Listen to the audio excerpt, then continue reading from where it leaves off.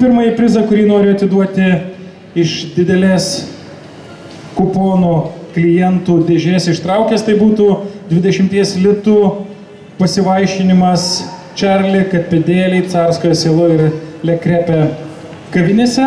Ir būtent šią dovaną didžiajame gimtadienio žaidime laimi Sandra Gindvilienė. Jai aplodismentai ir jį jau vaišinasi už 20 litų vienoje iš pasirinktų kavinių. Pirmoji laimėtoja,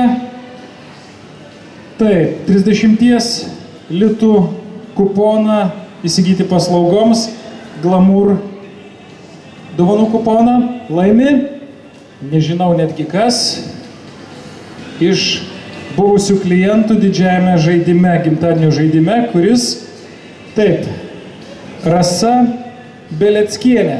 Audringi aplodismentai, Rasa, sveikinimai didžiajame gimtadienio žaidime. Dar keletą smulkesnių prizų. 5 kartus nemokamai pažaisti šeimos ir laisvalaikio centre Žiogas.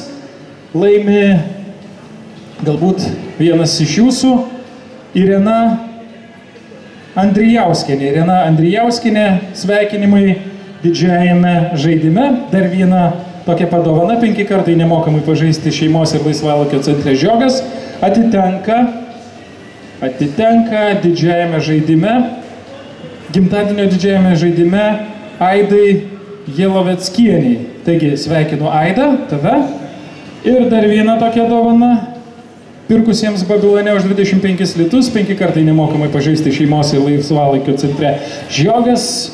Oho, kiek čia kuponų.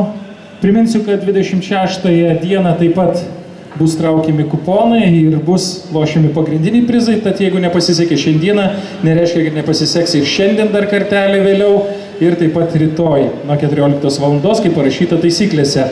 Taigi laimi Žana Lašaitinė Vikienė.